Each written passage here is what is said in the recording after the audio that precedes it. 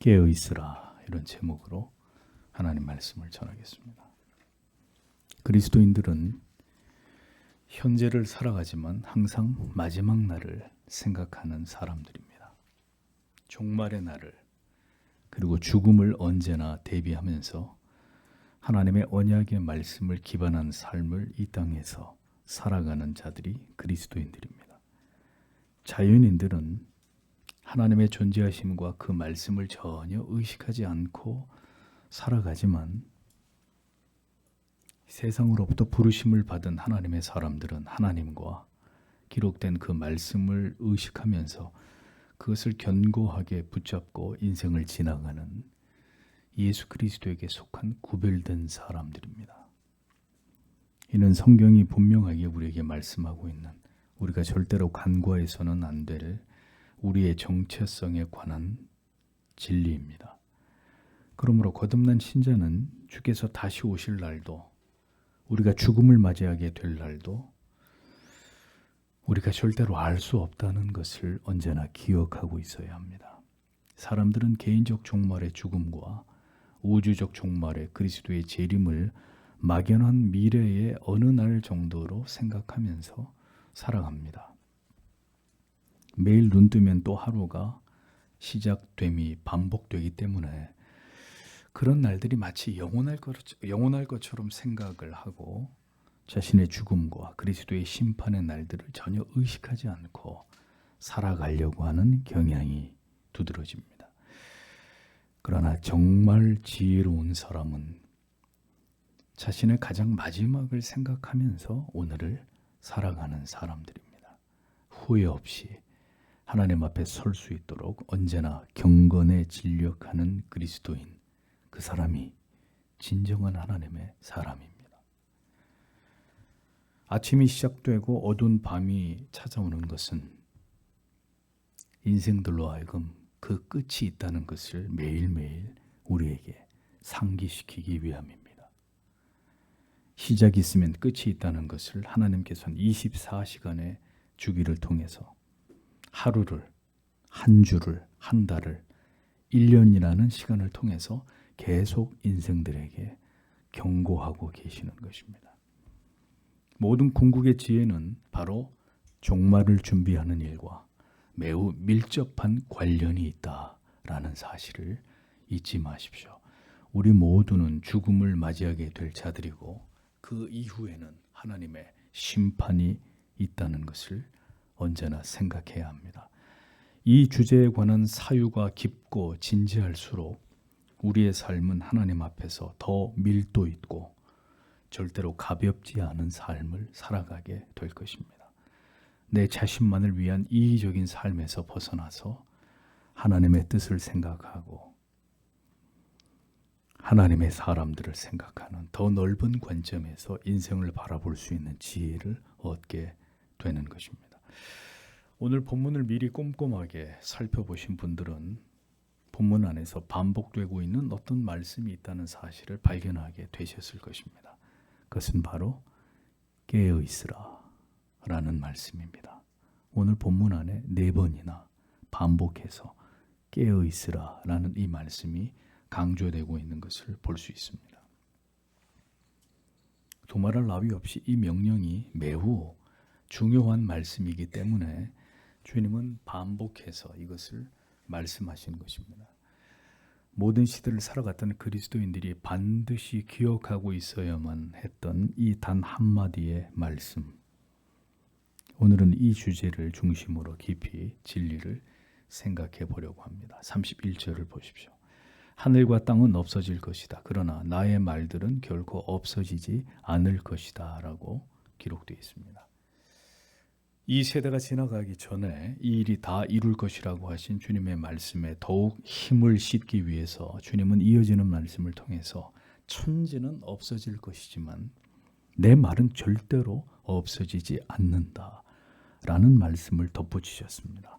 천지는 하늘과 땅뿐만이 아니라 하나님이 지으신 모든 세계를 가리키는 것입니다. 성경은 이 모든 우주 만물이 때가 되면 그 지으신 이에 의해서 모두 사라지게 될 것이라고 말씀합니다. 그러므로 그리스도인들은 눈에 보이는 이 세상과 물질과 인간 자신을 숭배하는 어리석은 모든 사상과 철학을 배격하는 자들입니다. 많은 그리스도인들은 오늘도 예수를 믿으면서도 여전히 물질주의, 세속주의, 이기주의의 우상을 숭배하고 있습니다. 결국 소유에 집착하면서 혹은 더 많은 물질을 소유하며 더 넓은 세상을 보고 듣고 경험하는 것으로 인생의 즐거움과 낙을 삼아 살아가려고 하는 이 생각을 벗어버리지 못하고 살아갑니다. 이것이 우리 안에서 여전히 그리스도가 아니라 세상과 물질이 그리고 우리 자신이 주인이 되어서 살아가고 있음을 보여주는 증거들이 되는 것입니다. 인간은 하나님의 은혜로 하나님을 깊이 발견하게 되고 그 아름다움에 심취하게 되기 전까지는 보이는 물질과 세상을 숭배하면서 살아가기 마련입니다. 그것을 통해서 결국 자기를 기쁘게 하는 삶을 살아가고자 합니다. 그러나 그 누구도 하나님을 멸시하며 이 세상에서 완벽한 행복한 삶을 살아가는 이는 아무도 존재하지 않습니다. 세상에는 우리의 힘으로 움직일 수 있는 것들과 움직일 수 없는 것들이 존재합니다. 우리가 얼마든지 움직일 수 있는 것들을 위해서는 우리는 기도하지 않습니다. 그러니 거의 기도할 일이 없이 살아가게 되겠죠. 그렇기 때문에 하나님께서는 우리의 힘으로 도저히 움직일 수 없는, 변화시킬 수 없는 문제를 우리의 인생 가운데 두십니다. 그것을 통해서 결국 우리가 하나님께 기도하도록, 하나님을 찾도록 만드시는 것입니다. 무엇을 해도 움직이지 않는 남편의 마음, 아내의 마음, 고집스러운 자녀들, 불안한 미래, 여러 가지 근심하고 걱정해야 될 일들, 그리고 어느 날 찾아온 우리 힘으로 도저히 감당할 수 없는 고난과 시련, 이 모든 것이 하나님께서 당신을 기도의 자리로 이끄시기 위한 일들입니다. 왜 불평하고 있고 원망하고 있고 증오하고만 있는 것입니까? 유한한 인생이 무한한 삶을 얻는 일이 그리 쉬운 줄 아셨습니까? 하나님을 간절히 찾으셔야 합니다. 진지하게 하나님께 나아가 무릎을 꿇어야 합니다. 그렇게 하지 않고 천국에 들어간 사람은 단 한 사람도 존재하지 않습니다. 운명에 맡긴 채 그럭저럭 그렇게 포기하고 사는 것은 하나님을 믿지 않는 불신자들이나 그렇게 살아가는 것입니다. 대충 그냥 다 포기하고 될 대로 되라, 나도 모르겠다. 하나님을 모르는 사람들이나 그렇게 살다 죽는 것입니다. 그리스도인들은 하나님 앞에 설 자들입니다. 죽음 이후에 최후의 심판의 날 우리가 다시 살아나 주님을 뵙기 전에 그렇게 우리가 이 세상에 살아있을 때 늘상 기도하던 가운데 배웠던 주님이라야 우리는 마침내 고대하는 그 하나님을 배우는 것이 전혀 이상하지 않게 여겨지게 될 것입니다. 주님의 얼굴을 마주하여 뵙기 전에 인생을 지나가는 동안 숱한 눈물 젖은 얼굴로 간절한 기도 속에서 주님을 늘 배웠던 자들이라야 그날의 감격은 배가 될 수 있는 것입니다. 그래서 하나님께서는 인생을 지나가는 동안 반드시 이것을 우리에게 훈련시키시는 것입니다. 나중에 하나님을 배울 때 그 하나님이 우리에게 낯설지 않도록 만드시기 위해서. 여러분은 지난주도 그 주님을 깊은 기도 속에서 만나셨습니까? 성경은 분명히 말씀합니다. 인생이 수고와 슬픔뿐이며 눈에 보이는 모든 세상은 결국 다 사라지게 될 것이라고. 다 사라진다고 하니까 미련이 남아서 그런 것일까요? 사람들은 이 지구를 사랑하고 그리고 사람들을 사랑해야 된다고 주장하면서 하나님보다는 생명 없는 물질과 눈에 보이는 다른 가치들을 더 사랑하고 집착하면서 살아가려고 합니다. 모든 것이 다 소멸될 것이지만 그 가운데 영원한 가치는, 영원한 한 가지는 바로 이 세상에 남겨진 하나님의 말씀이다라고 오늘 성경이 우리에게 말씀합니다. 천지는 다 없어지지만 나의 말은 영원히 존재한다. 이사야 40장 6절에서 8절에도 이렇게 말씀하고 있습니다. 말하는 자의 소리여 가로되 외치라 대답하되 내가 무엇이라 외치리이까 가로되 모든 육체는 풀이요 그 모든 아름다움은 들의 꽃 같으니 풀은 마르고 꽃은 시들면 여호와의 기운이 그 위에 불미라. 이 백성은 실로 풀이로다. 풀은 마르고 꽃은 시드나 우리 하나님의 말씀은 영원히 서리라 하라.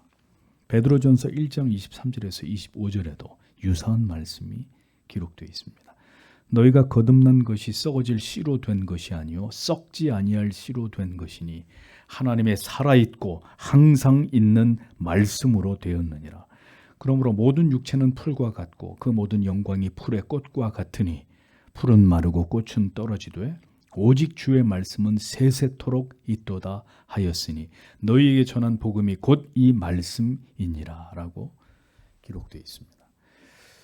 성경은 말씀합니다. 모든 육체는 시드는 꽃과 풀과 같은 허무한 존재에 불과하다고 노래합니다.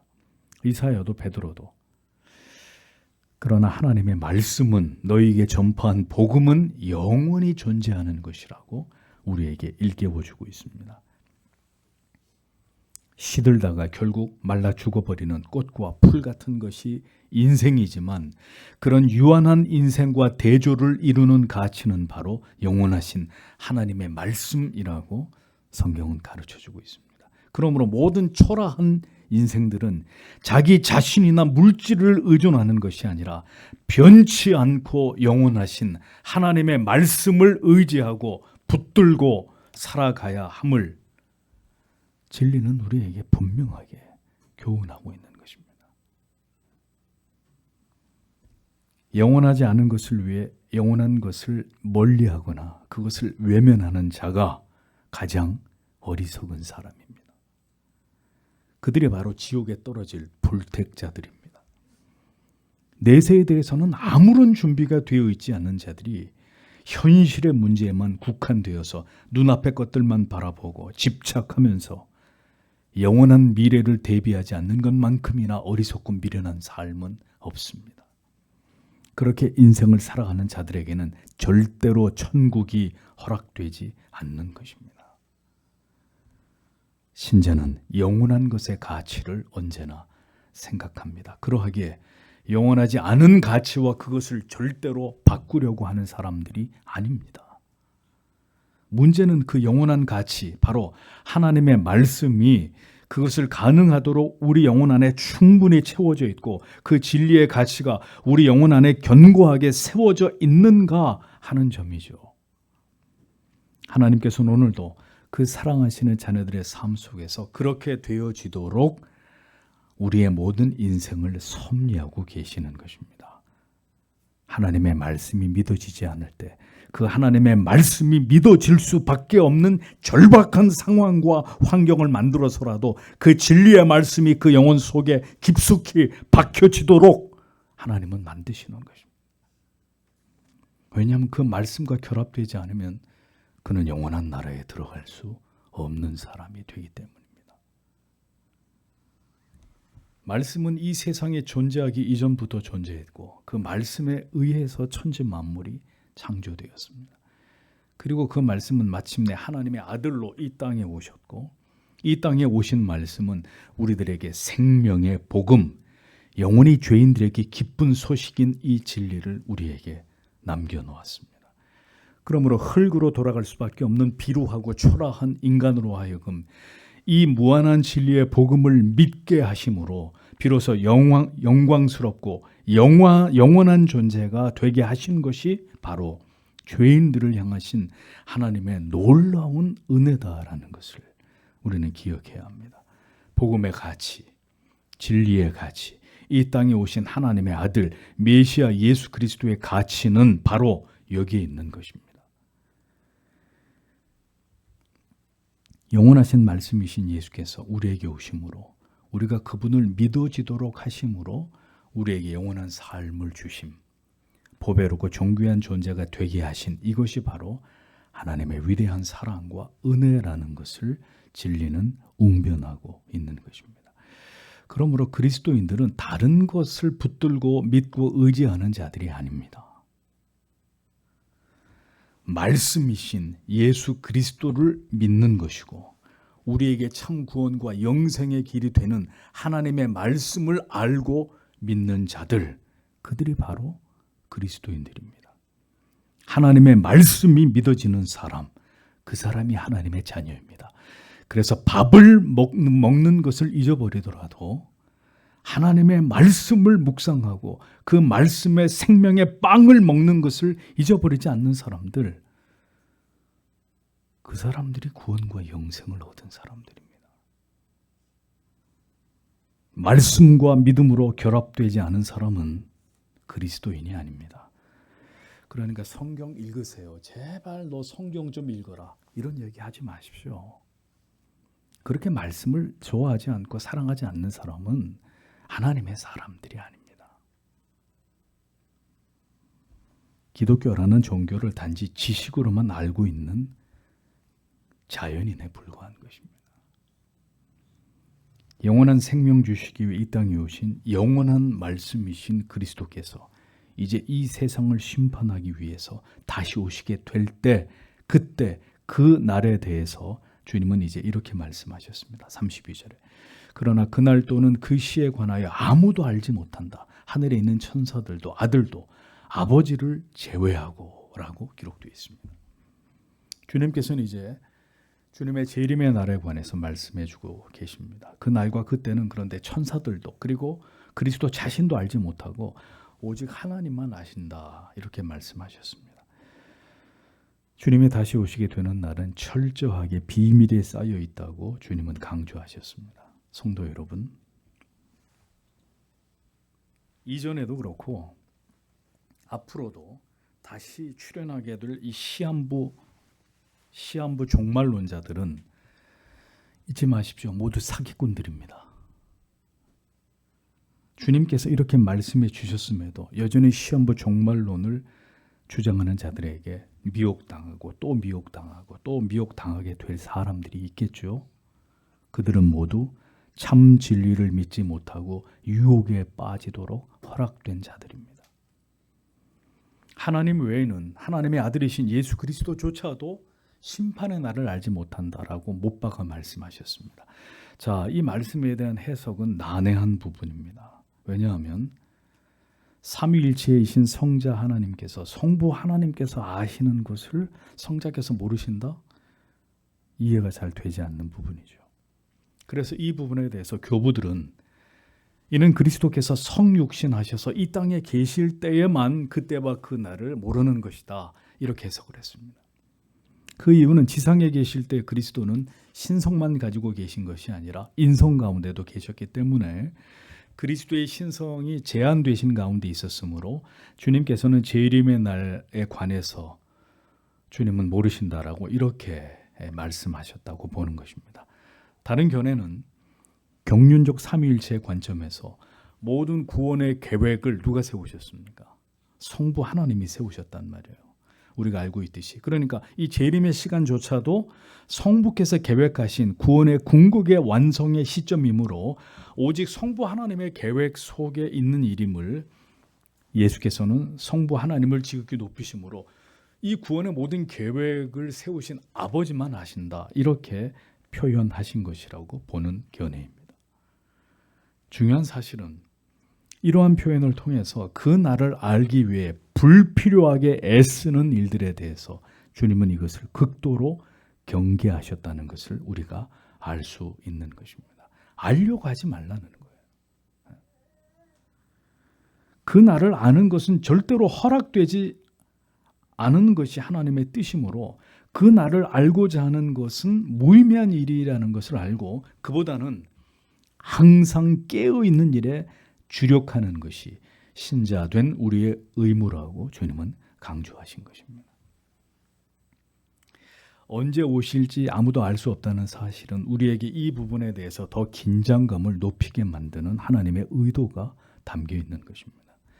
깨어있지 않게 되면 마치 도둑이 아무런 예고 없이 집에 침입을 하는 것처럼 그렇게 불시에 재림하시는 그리스도로 인해서 적지 않은 자들이 아무런 대비 없이 그 마지막 때를 맞이하게 될 것이라는 것을 암시하는 말씀이다라는 것을 기억할 필요가 있습니다. 절대 다수의 사람들이 아무런 대비 없이 주의 오심을 맞이하게 된다.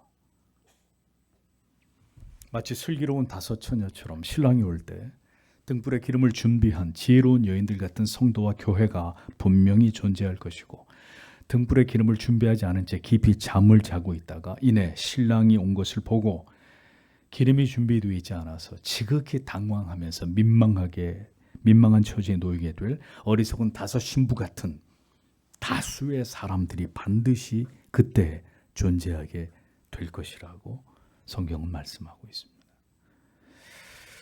종말도 우리의 죽음도 그러할 것입니다. 예기치 않은 순간에 이 모든 일이 우리들에게 들이닥치게 된다는 사실을 잊지 마십시오. 그래서 우리는 항상 깨어 있어야 되고 우리가 누구인지를 잊지 말고 살아가야 합니다. 이어지는 33절을 보십시오. 너희는 주의하라. 너희는 깨어 있으라. 왜냐하면 너희는 그때가 언제인지 알지 못하기 때문이다 라고 기록되어 있습니다. 주의하라. 블레페테. 깨어 있으라. 아그리프네오. 자, 주님께서는 종말에 관해 말씀하시면서 반복하고 있는 이 두 가지 표현이 성경에 정확히 나타나 있습니다. 깨어 있으라라는 말의 의미는 신중하라, 주의를 기울이라, 준비하라 이런 뜻이 담겨 있습니다. 최전방에서 경계 근무를 서는 군인들은 언제든 적이 쳐들어올 수 있다고 여기고 긴장한 상태로 낮이든 밤이든 경계 근무를 이어갈 것입니다. 이렇게 어떤 일이 일어날 수 있다고 생각하고 매우 긴장한 상태로 경계하는 태도가 바로 깨어있음의 의미입니다. 불시에 그리스도가 재림하실 수 있으므로 언제든지 분명하게 깨어 있어야 함을 주님은 강조하신 것입니다.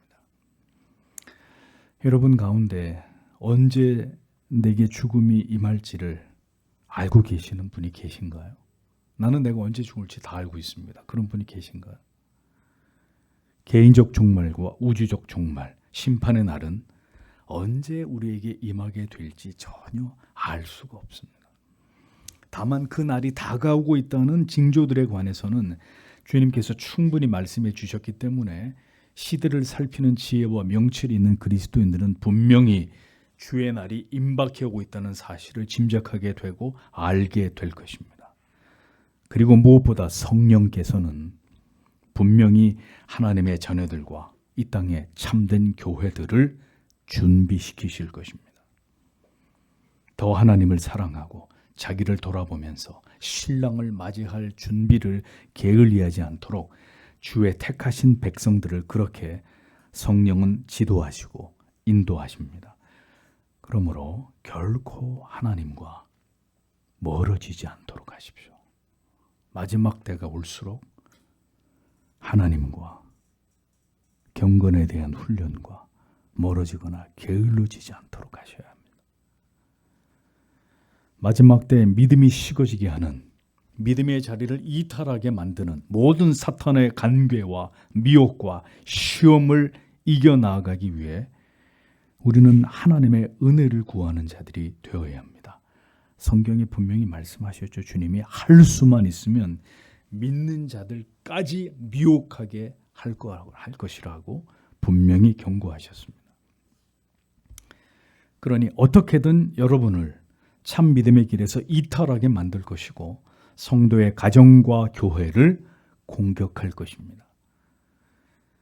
여러분의 가정을 굳게 지키시고 주님의 몸이신 교회를 중심으로 더 지체들과 연합하면서 서로를 위로하고 기도해 주시고 사탄이 틈탈 기회를 허락해서는 안 될 것입니다.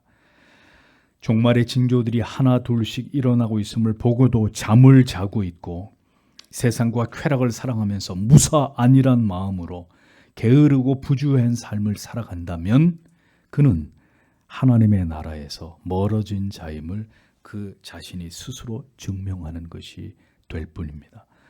이 말씀을 듣고 있는 당신이 바로 그 같은 지극히 위험한 자리에 머물러 있는 사람이 될 수도 있다는 사실을 기억하십시오. 주님께서는 이렇게 주님께서 다시 오실 날에 대한 대비를 더 극적으로 설명하기 위해서 한 예화를 사용하십니다. 이어지는 34절에서 35절에 마치 그의 집을 떠난 어떤 사람과 같다. 그리고 그의 종들에게 권한을 주어 각자에게 그의 일을 맡긴다. 그리고 그는 문지기에게 깨어 있도록 명령하였다. 그러므로 너희는 깨어 있으라. 왜냐하면 너희는 집의 주인이 언제 오는지 알지 못하기 때문이다. 혹 저물 때에, 혹은 한밤중에, 혹은 닭 울 때에, 혹은 새벽에라고 기록되어 있습니다. 자, 주님은 이제 곧 승천하시게 되는 자기 자신을 타국으로 떠나는 주인에 비유하셨습니다. 각각 사물을 맡은 종들, 그들은 세상에 살아가는 모든 사람들을 가리킵니다. 자, 그러면 여기서 문지기는 누구를 가리키는 것일까요? 그것은 바로 좁게는 예수님의 제자들, 사도들을 가리키는 것으로 볼 수 있고 넓게는 바로 이 세상에서 살아가야 될 모든 시대 속에 깨어 있어야 되는 모든 그리스도인들을 의미하는 것이라고 볼 수 있습니다. 세상 사람들은 언제 그리스도가 재림하실지 알지 못하고 알고자 하지도 않습니다. 거기에 관심도 없습니다. 하지만 문지기, 즉 성도들만큼은 주인이 올 수 있다. 언제든 주인이 올 수 있다라는 사실을 알고 그것을 기억하면서 항상 깨어있는 삶을 살아가야 된다고 주님은 말씀하셨습니다. 자, 우리는 주님의 이 말씀을 보면서 또 다른 비유를 떠올리게 됩니다. 바로 마태복음 25장에 나오는 달란트의 비유이죠. 5달란트와 2달란트 그리고 1달란트 받은 종들이 주인이 다시 돌아왔을 때 각각의 달란트를 남긴 두 종에게는 주인이 아낌없는 칭찬을 베풀어 주었지만 1달란트를 그대로 땅에 묻었다가 다시 그것을 주인에게 돌려준 종은 악하고 게으른 종이라고 호된 꾸중을 들어야만 했고 그는 결국 바깥 어두운 데 내어 쫓아라. 거기서 슬피 울면서 이를 갈게 된다. 내어 쫓김을 당하게 된 것을 우리는 기억하고 있을 것입니다. 여러분에게 주어진 달란트를 여러분은 지금 충성스럽게 감당하고 계십니까? 모든 아버지들, 남편들에게 주신 가정, 아내와 자녀들의 영혼은 아버지들과 남편들의 달란트입니다. 가족들을 잘 돌보고 계시나요? 하나님 앞에서 책임지고 셈하셔야 될 달란트입니다. 모든 부모님들에게 달란트는 여러분들이 낳은 자녀들일 수 있습니다. 젊은 지체 여러분, 지금도 속절없이 흘러가고 있는 젊음의 이 황금 같은 시간이 여러분에게 맡겨진 달란트라는 것을 기억하고 있습니까? 우리 모두에게 오직 한 번뿐인 인생 속에서 감당해야 될 달란트들이 주어졌습니다. 주인은 와서 종들에게 반드시 셈하자고 하실 것입니다. 종들은 주인이 다시 올 때까지 뭘 했는지를 소상히 보고해야 될 때가 올 것입니다. 문지기는 얘기합니다. 집주인이 언제 올지 오후 10시까지의 저녁이나 혹은 새벽 1시까지의 한밤중이 될지 아니면 닭이 오는 새벽 4시까지의 시간이나 아니면 해가 뜨는 이른 아침이 될지 알 수 없기 때문에 깨어 있어야 된다. 문지기는 분명히 말씀하셨습니다. 주일학교 어린 지체 여러분 잘 들으십시오. 잘 들으세요. 권희 목사님 쳐다보고. 여러분이 어린 아이일 때 주님이 여러분들을 부르실 수 있습니다. 아, 목사님 나이 들어서 죽는 거지 뭘 그런 말씀을 험악한 말씀을 하십니까? 여러분이 어린아이일 때 주님이 여러분들을 부르실 수도 있어요. 청년지체 여러분, 인생에서 가장 아름다운 나이에 주님이 여러분들을 부르실 수 있습니다. 중년과 노년을 지나가시는 성도 여러분, 오늘 밤에 우리를 부르셔도 그리 이상한 일은 아닙니다. 주님이 언제 오실지 알 수 없습니다. 우리의 생명이 언제 이 세상에서 마지막 날을 맞게 될지 우리는 아무도 알지 못합니다. 그러므로 깨어 있어야 합니다. 죽음은, 그리고 주의 제 이름은 절대로 막연하지 않습니다. 그렇게 문지기가 깨어 있어야 되는 더 구체적인 이유를 36절에 그가 갑자기 와서 너희가 자고 있는 것을 보지 않도록 하라라는 말씀으로 그 이유를 설명하십니다. 주인은 언제든지 올 수 있습니다. 주인 마음입니다. 문지기가 자고 있든지 깨어 있든지 상관없이 주인의 의지대로 그가 다시 집으로 돌아오고 싶으면 낮에 오든 저녁에 오든 한밤에 오든 새벽에 오든 그것은 주인의 마음입니다. 주인이 문지기의 편의를 봐주지 않고 언제든 주인이 원하는 시간에 집으로 돌아올 수 있듯이 다시 오실 주님께서도 예기치 않은 시간에 우리가 준비되어 있든지 되어 있지 않든지 상관없이 정하신 때에 오실 것입니다. 호련히, 엑사이프네스, 갑자기, 뜻밖의 이런 뜻인데 주님의 제 이름은 우리가 인지하거나 대비할 수 없는 때에 이루어질 것임을 암시하는 말씀입니다. 자, 그러나 다시 말씀드리지만 재림이 임박할 시기에는 이미 하나님의 자녀들이 충분히 인지할 수 있을 만큼 징조들이 출몰하게 되므로 진정한 깨어있는 그리스도인들이라면 충분히 그때를 대비하고 있을 것이므로 두려워하거나 당황하는 일은 일어나지 않을 것입니다.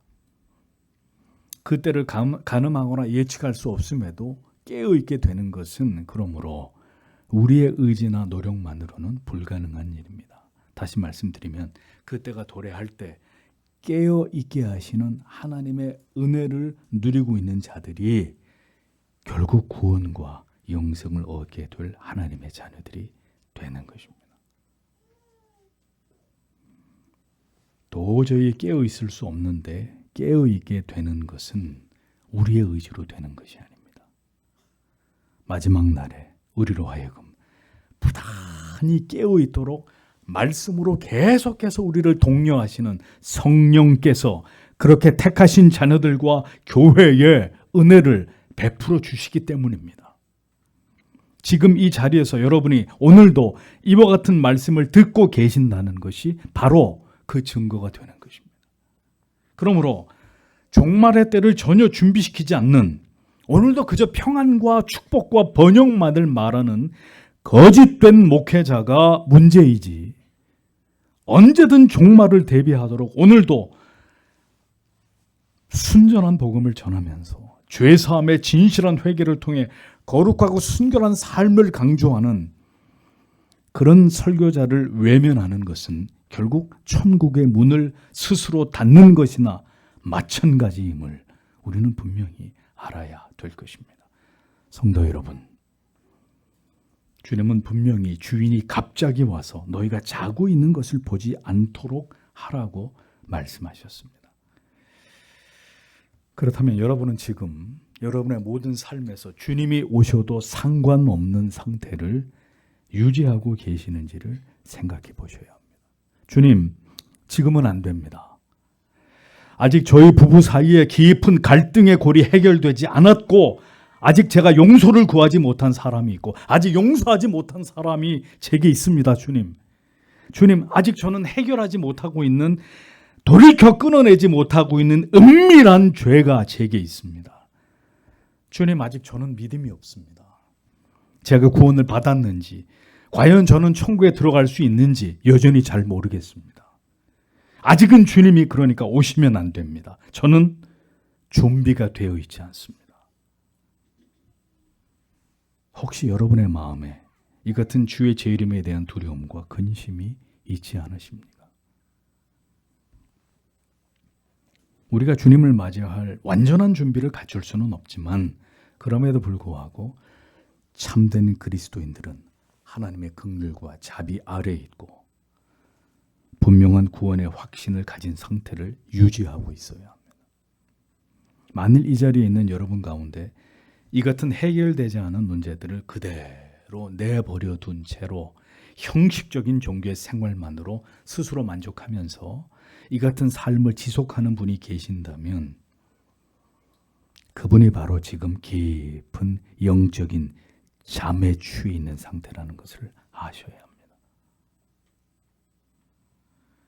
언제든 주님의 부르심에 응할 수 있고, 비록 우리의 믿음이 불완전하고 우리의 삶에는 어떤 죄도 발견되지 않을 만큼 거룩하고 순결한 삶을 우리가 지금 살아가고 있지 않다 하더라도 우리는 우리의 구원이 우리의 행위가 아닌 오직 예수 그리스도가 나의 구주이심을 믿는 믿음으로 구원에 이르게 됨을 분명히 믿고 고백할 수 있는 자들이 되어야 합니다. 또한 오늘도 하나님의 존재 내에서 살아가고자 하는 내 마음의 진실함과 그 중심을 하나님께서 아시기 때문에 나는 분명히 구원받은 하나님의 자녀라는 확고한 믿음이 우리에게 분명히 세워져 있어야 합니다.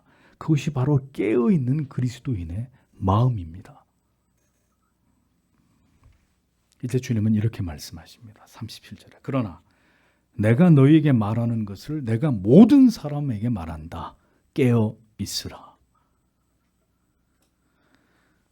주님께서는 종말과 재림에 대한 예언을 제자들에게 말씀하고 계셨지만 이 말씀은 그들뿐만이 아니라 모든 시대의 그리스도인들에게 하시는 말씀이라고 이 범위를 확대시키고 있는 것을 볼 수 있습니다. 이것은 비단 종말에 관한 말씀뿐만이 아니라 성경에 기록되어 있는 모든 말씀이 그렇습니다. 좁게는 성경이 기록되던 그 시대와 그 시대의 상황과 그 시대 사람들에게 해당되는 말씀이지만 넓게 보면 모든 시대를 포괄해서 이 땅에 살아가는 모든 택자들과 그리고 교회를 향한 하나님의 말씀입니다. 주의하라. 깨어 있으라. 주님은 한결같이 마지막 종말의 때가 이르면 우리가 중요하게 여기던 다른 모든 삶의 가지들을 다 쳐내고 더 주의를 집중해서 자기들의 영혼을 돌아보면서 주님을 맞이하기 위해서 자기의 믿음을 준비하는 일의 중요성을 강조하셨습니다. 성도 여러분, 이러한 분명한 말씀이 그리스도를 통해서 선포되었고 우리도 지금 다시 마지막 시대를 향해서 숨가쁘게 달려가는 마지막 열차를 타고 있는 그리스도임에도 불구하고 여전히 진리가 아닌 세상의 다른 것에 마음을 빼앗긴 채로 방만한 삶을 살아가고 있는 것이 아닌지를 반드시 돌아보시고 또 돌아보셔야 합니다. 제발 뭐든지 정도껏 하십시오. 정도껏. 마지막을 준비하는 일보다 여러분에게 더 시급하고 중요한 일이 어디 있습니까? 무절제하게 먹고 마시고 즐기는 일에 낭비할 시간이 이제는 우리에게 없습니다. 등불을 그리고 기름을 준비해야 합니다. 다른 무엇보다도 지금은 나의 영혼의 등대에 믿음의 기름이 준비되어 있는지를 확인하셔야 합니다. 좀 더 즐기고 싶고 좀 더 많은 것을 누리고 싶고 맛보고 싶고 여러분의 미래에 대한 아름다운 꿈과 계획들을 세우고 싶으실 것입니다. 그러나 그 무엇도 다시 오실 주님을 맞이하는 일보다 우리에게 중요한 일은 없다는 것을 아셔야 합니다. 그리스도의 제자 된 성도 여러분, 우리가 살아있는 동안, 이 세상을 지나가고 있는 동안 지금 무엇을 하고 있든지 잊지 말아야 될 진리는 깨어 있으라 라고 명하신 주님의 명령입니다. 무엇을 하고 있든지 인생의 어떤 시간을 지나가고 있든지 우리는 깨어 있는 자들로서 우리의 인생을 살아가는 자들이 되어야 합니다. 다른 것을 생각하지 마십시오. 이 주제만을 깊이 생각하면 사실 모든 문제들이 풀어질 수 있습니다. 우리 마음이 이 주제에만 모아지게 된다면 우리는 모든 걸 용납할 수 있고 이해할 수 있고 갈등을 풀어낼 수 있습니다. 자, 오늘밖에 우리에게 시간이 없다면, 오늘이 내 인생의 마지막 날이라면 여러분은 뭘 하시겠습니까? 마지막으로 누구를 만나서 어떤 말을 하실까요?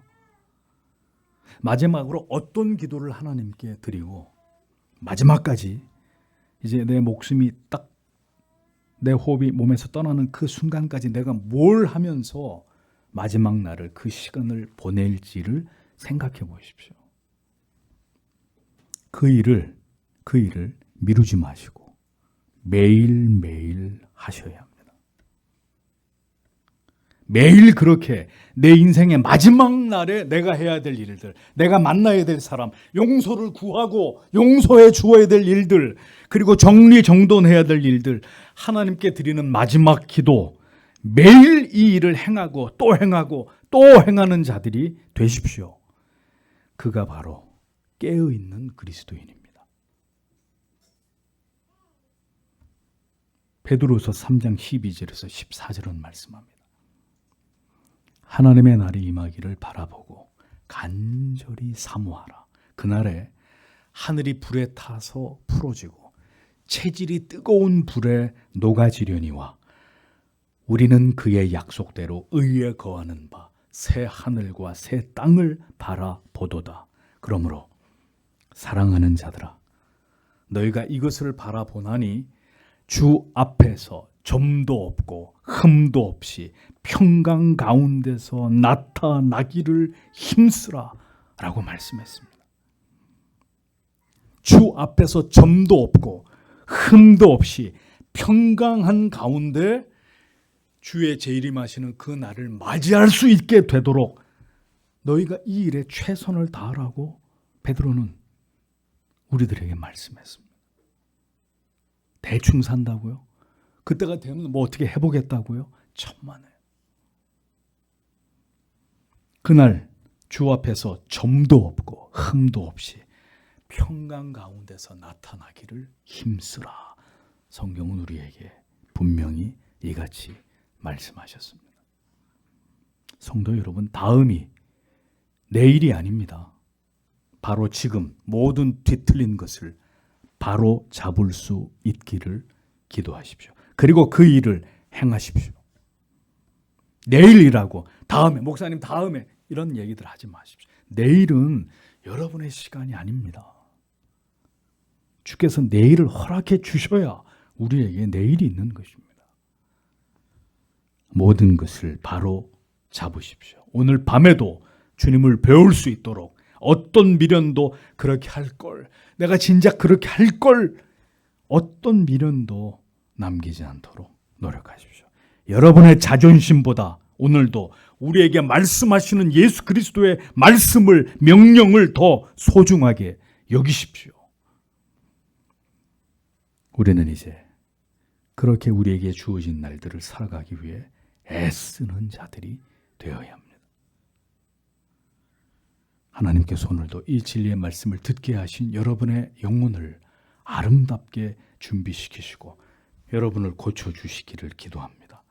우리의 영혼의 매무새를 단정하며 오늘도 우리를 다듬으시고 우리를 새롭게 하셔서 천국의 시민으로 합당한 모습으로 빚어주시기를 기도하는 우리들이 되기를 소망합니다. 아직도 부서지지 않고 깨어지지 않은 우리의 모든 미련하고 어리석은 고집들을, 우리의 생각들을 모두 깨뜨려 주시고 아름다운 그리스도의 신부로 단장시켜 주시기를, 그렇게 우리를 새롭게 해 주시기를 주께서 사랑하시는 성도 여러분, 아직 주의 날이 임하지 않은, 아직 우리에게 기회가 남아있는 오늘 다 함께 하나님 앞에 간절히 기도하도록 하겠습니다. 기도하겠습니다.